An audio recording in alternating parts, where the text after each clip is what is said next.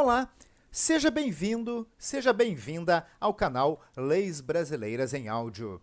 No dia de hoje, a leitura integral da Lei nº 4.717, de 29 de junho de 1965, que regula a ação popular. Artigo 1º.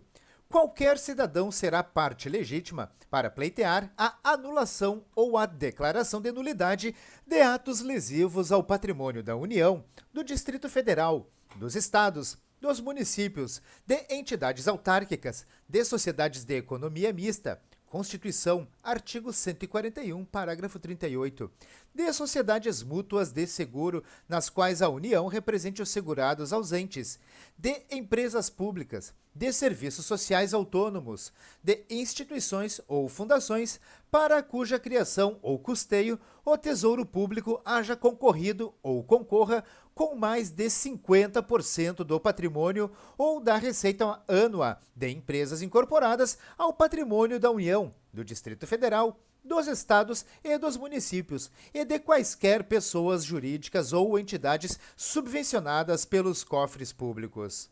Parágrafo 1º. Consideram-se patrimônio público, para os fins referidos neste artigo, os bens e direitos de valor econômico, artístico, estético, histórico ou turístico. Parágrafo 2º. Em se tratando de instituições ou fundações para cuja criação ou custeio o Tesouro Público concorra com menos de 50% do patrimônio ou da receita ânua, bem como de pessoas jurídicas ou entidades subvencionadas, as consequências patrimoniais da invalidez dos atos lesivos terão por limite a repercussão deles sobre a contribuição dos cofres públicos. Parágrafo 3º. A prova da cidadania para ingresso em juízo será feita com o título eleitoral ou com o documento que a ele corresponda. Parágrafo 4º. Para instruir a inicial, o cidadão poderá requerer às entidades a que se refere este artigo as certidões e informações que julgar necessárias, bastando para isso indicar a finalidade das mesmas. Parágrafo 5º. As certidões e informações a que se refere o parágrafo anterior deverão ser fornecidas dentro de 15 dias da entrega, sob recibo, dos respectivos requerimentos, e só poderão ser utilizadas para a instrução de ação popular. Parágrafo 6º. Somente nos casos em que o interesse público devidamente justificado impuser sigilo, poderá ser negada certidão ou informação. Parágrafo 7º. Ocorrendo a hipótese do parágrafo anterior, a ação poderá ser proposta desacompanhada das certidões ou informações negadas, cabendo ao juiz, após apreciar os motivos do indeferimento, e salvo em se tratando de razão de segurança nacional, requisitar umas e outras. Feita a requisição, o processo correrá em segredo de justiça, que cessará com o trânsito em julgado de sentença condenatória. Artigo 2º. São nulos os atos lesivos ao patrimônio das entidades mencionadas no artigo anterior, nos casos de: alínea A, incompetência; alínea B, vício de forma; alínea C, ilegalidade do objeto; alínea D, inexistência dos motivos; alínea E, desvio de finalidade. Parágrafo único. Para a conceituação dos casos de nulidade, observar-se-ão as seguintes normas. Alínea A. A incompetência fica caracterizada quando o ato não se incluir nas atribuições legais do agente que o praticou. Alínea B. O vício de forma consiste na omissão ou na observância incompleta ou irregular de formalidades indispensáveis à existência ou seriedade do ato. Alínea C. A ilegalidade do objeto ocorre quando o resultado do ato importa em violação de lei, regulamento ou outro ato normativo. Alínea D. A inexistência dos motivos se verifica quando a matéria de fato ou de direito em que se fundamenta o ato é materialmente inexistente ou juridicamente inadequada ao resultado obtido. Alínea E. O desvio de finalidade se verifica quando o agente pratica o ato visando a fim diverso daquele previsto, explícita ou implicitamente, na regra de competência. Artigo 3º. Os atos lesivos ao patrimônio das pessoas de direito público ou privado ou das entidades mencionadas no artigo 1º, cujos vícios não se compreendam nas especificações do artigo anterior, serão anuláveis, segundo as prescrições legais, enquanto compatíveis com a natureza deles. Artigo 4º. São também nulos os seguintes atos ou contratos, praticados ou celebrados por quaisquer das pessoas ou entidades referidas no artigo 1º. Inciso 1. A admissão ao serviço público remunerado, com desobediência, quanto às condições de habilitação, das normas legais, regulamentares ou constantes de instruções gerais. Inciso 2. A operação bancária ou de crédito real quando, a linha A, for realizada com desobediência a normas legais, regulamentares, estatutárias, regimentais ou internas. A linha B, o valor real do bem dado em hipoteca ou penhor for inferior ao constante de inscritura, contrato ou avaliação.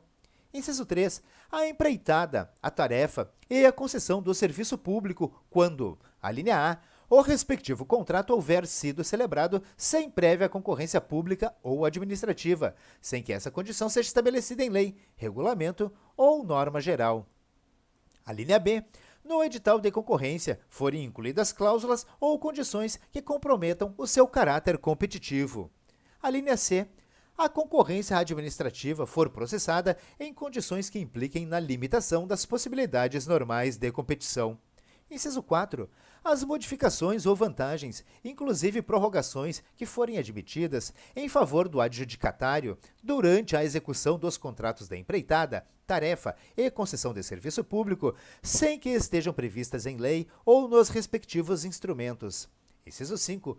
A compra e venda de bens móveis ou imóveis, nos casos em que não cabível concorrência pública ou administrativa, quando, a linha A, for realizada com desobediência às normas legais, regulamentares ou constantes de instruções gerais. A linha B, o preço de compra dos bens for superior ao corrente no mercado na época da operação. A linha C, o preço de venda dos bens for inferior ao corrente no mercado na época da operação. Inciso 6. A concessão de licença de exportação ou importação, qualquer que seja a sua modalidade, quando, a linha A, houver sido praticada com violação das normas legais e regulamentares ou de instruções e ordens de serviço. A linha B, resultar em exceção ou privilégio em favor de exportador ou importador. Inciso 7. A operação de redesconto, quando sob qualquer aspecto, inclusive o limite de valor, desobedecer a normas legais, regulamentares ou constantes de instruções gerais. Inciso 8. O empréstimo concedido pelo Banco Central da República quando, a linha A, concedido com desobediência de quaisquer normas legais, regulamentares, regimentais ou constantes de instruções gerais. A linha B, o valor dos bens dados em garantia na época da operação for inferior ao da avaliação. Inciso 9. A emissão, quando efetuada sem observância das normas constitucionais, legais e regulamentadoras que regem a espécie. Da competência. Artigo 5º. Conforme a origem do ato impugnado, é competente para conhecer da ação, processá-la e julgá-la o juiz que, de acordo com a organização judiciária de cada Estado, ou for para as causas que interessem à União, ao Distrito Federal, ao Estado ou ao município. Parágrafo 1º. Para fins de competência, equiparam-se atos da União, do Distrito Federal, do Estado ou dos municípios, os atos das pessoas criadas ou mantidas por essas pessoas jurídicas de direito público, bem como os atos das sociedades de que elas sejam acionistas e os das pessoas ou entidades por elas subvencionadas ou em relação às quais tenham interesse patrimonial. Parágrafo 2º. Quando o pleito interessar simultaneamente a União e a qualquer outra pessoa ou entidade, será competente o juiz das causas da União, se houver. Quando interessar simultaneamente ao Estado e ao município, será competente o juiz das causas do Estado, se houver. Parágrafo 3º. A propositura da ação prevenirá a jurisdição do juízo para todas as ações que forem posteriormente intentadas contra as mesmas partes e sob os mesmos fundamentos. Parágrafo 4º.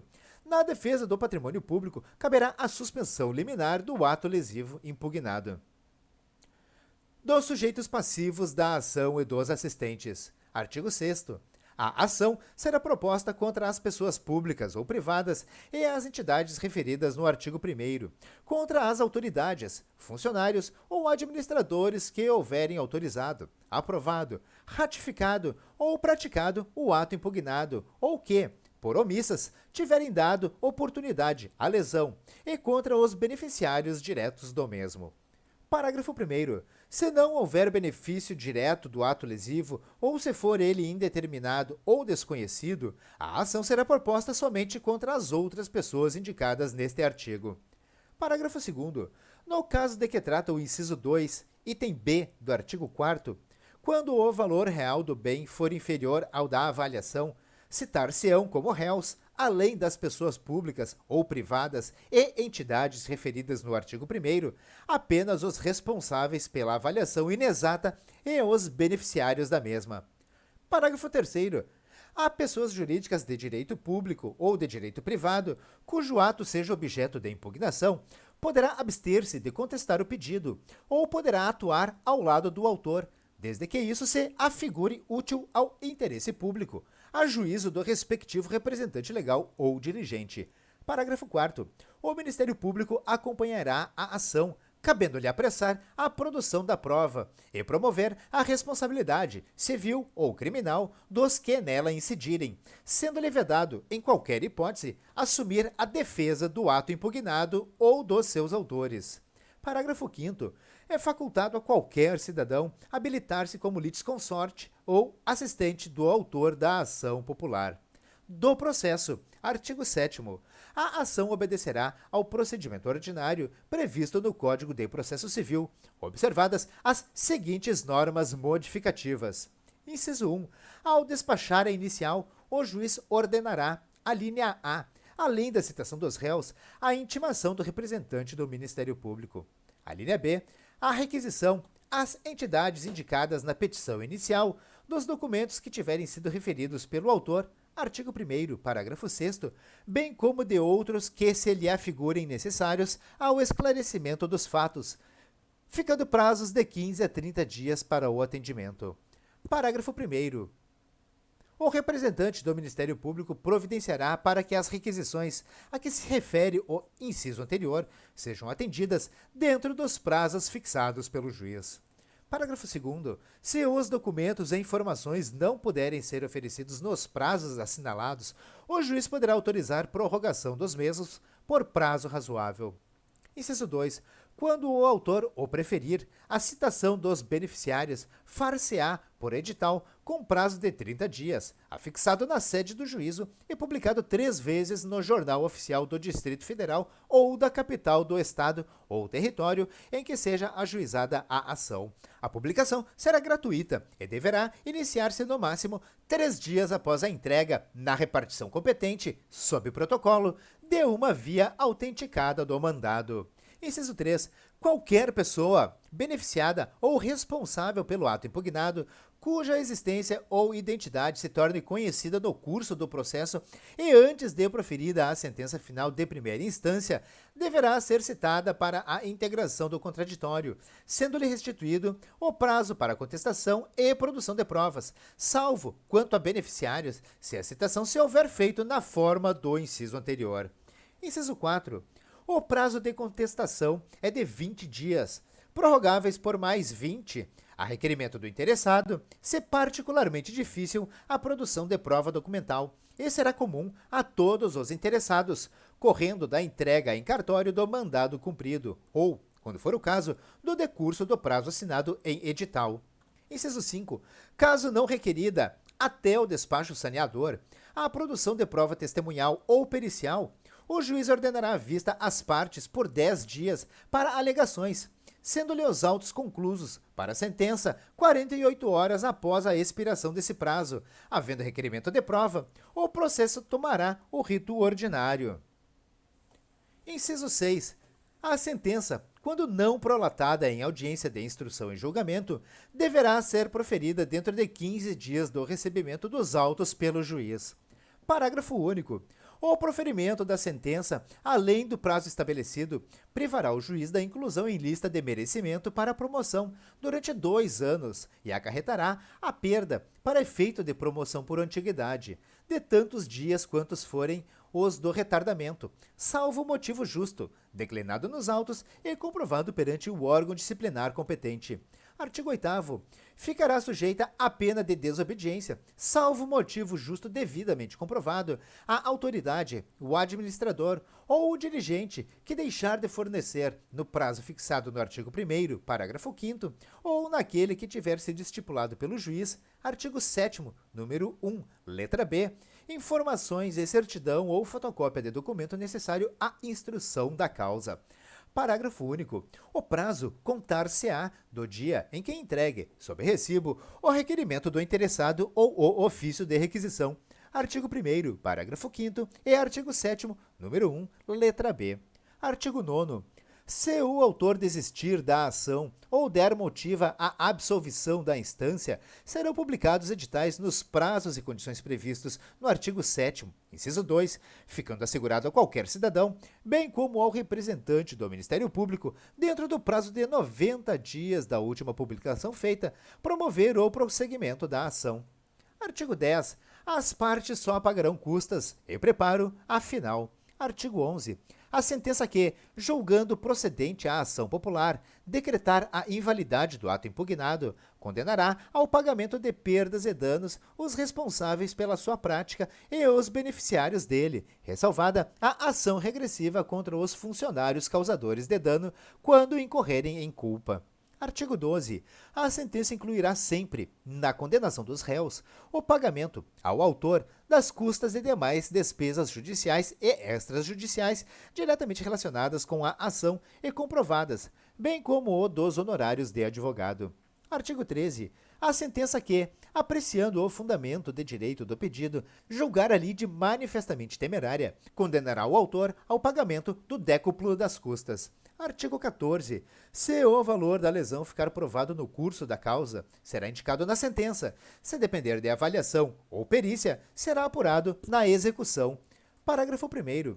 Quando a lesão resultar de falta ou isenção de qualquer pagamento, a condenação imporá o pagamento devido, com o acréscimo de juros, demora ou multa legal ou contratual, se houver. Parágrafo 2º. Quando a lesão resultar da execução fraudulenta, simulada ou irreal de contratos, a condenação versará sobre a reposição do débito com juros demora. Parágrafo 3º. Quando o réu condenado perceber dos cofres públicos, a execução far-se-á por desconto em folha até o integral ressarcimento do dano causado, se assim mais convier ao interesse público. Parágrafo 4º. A parte condenada a restituir bens ou valores ficará sujeita a sequestro e penhora, desde a prolação da sentença condenatória. Artigo 15. Se, no curso da ação, ficar provada a infringência da lei penal ou a prática de falta disciplinar a que a lei comine a pena de demissão ou a de rescisão de contrato de trabalho, o juiz, ex officio, determinará a remessa de cópia autenticada das peças necessárias às autoridades ou aos administradores a quem competir aplicar a sanção. Artigo 16. Caso decorridos 60 dias da publicação da sentença condenatória de segunda instância, sem que o autor ou terceiro promova a respectiva execução, o representante do Ministério Público a promoverá nos 30 dias seguintes, sob pena de falta grave. Artigo 17. É sempre permitida às pessoas ou entidades referidas no artigo 1º, ainda que hajam contestado a ação, promover em qualquer tempo, e no que as beneficiar, a execução da sentença contra os demais réus. Artigo 18. A sentença terá eficácia de coisa julgada oponível erga omnes, exceto no caso de haver sido a ação julgada improcedente por deficiência de prova. Neste caso, qualquer cidadão poderá intentar outra ação com idêntico fundamento, valendo-se de nova prova. Artigo 19. A sentença que concluir pela carência ou pela improcedência da ação está sujeita ao duplo grau de jurisdição, não produzindo efeito senão depois de confirmada pelo tribunal. Da que julgar a ação procedente, caberá a apelação, com efeito suspensivo. Parágrafo 1º. Das decisões interlocutórias cabe agravo de instrumento. Parágrafo 2º, das sentenças e decisões proferidas contra o autor da ação e suscetíveis de recurso, poderá recorrer qualquer cidadão e também o Ministério Público. Disposições gerais. Artigo 20. Para os fins desta lei, consideram-se entidades autárquicas. A linha A. O serviço estatal descentralizado com personalidade jurídica, custeado mediante orçamento próprio, independente do orçamento geral. A linha B. As pessoas jurídicas especialmente instituídas por lei para a execução de serviços de interesse público ou social, custeados por tributos de qualquer natureza ou por outros recursos oriundos do Tesouro Público. A linha C. As entidades de direito público ou privado a que a lei tiver atribuído competência para receber e aplicar contribuições para fiscais. Artigo 21. A ação prevista nesta lei prescreve em 5 anos. Artigo 22. Aplicam-se à ação popular as regras do Código de Processo Civil, naquilo em que não contrariarem os dispositivos desta lei, nem a natureza específica da ação. Brasília, 29 de junho de 1965. Encerramos nesse momento a leitura integral da Lei nº 4.717, que regula a ação popular. Eu espero mesmo que esse material possa contribuir contigo de qualquer maneira. Inscreva-se no canal e curta esse vídeo. Deixe aqui nos comentários as suas críticas, elogios e sugestões dos próximos vídeos que gostaria de ver aqui no canal Leis Brasileiras em Áudio. Eu lhe desejo sucesso e prosperidade na sua vida. Um forte abraço e nos vemos no próximo vídeo.